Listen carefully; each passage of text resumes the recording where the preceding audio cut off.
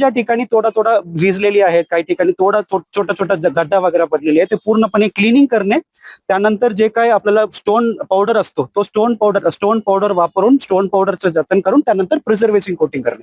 अशा पद्धतीने सगळ्यात देशामध्ये सगळ्यात बेस्ट टेक्नॉलॉजी आता पुरातन विभागामार्फत पद्धत आता आहे, तोच वापरून आम्ही करणार आहोत म्हणून पूर्णपणे आम्ही सर्वप्रथम ऐकून घेतलं.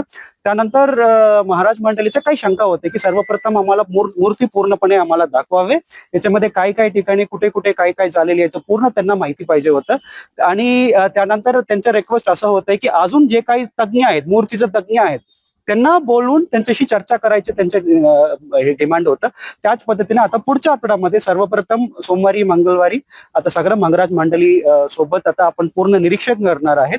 तो झाल्यानंतर टेंटेटिव्हली बुधवारी या गुरुवारी आपण सगळे जे काही तज्ञ आहेत त्याच्यामध्ये भारतामध्ये सगळ्यात बेस्ट तज्ञ जे कोणी आहे, महाराष्ट्रामध्ये जे कोणी बेस्ट तज्ञ आहेत, केरळाचे तज्ञ आहेत, त्यांना आपण बोलवणार आहोत.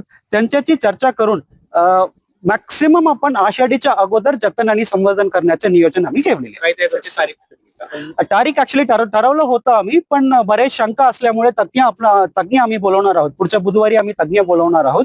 तर तज्ञाला बोलून मॅक्सिमम आमचे प्रयत्न असं असणार की आषाढीच्या अगोदर 3 दिवस बंद करून पूर्णपणे आम्ही जतन आणि संवर्धन करणार आहोत. 3 दिवस दर्शन बंद राहणार. 3 दिवस मुखदर्शन बंद होणार, पददर्शन बंद होणार आहे, मुखदर्शन चालू असणार.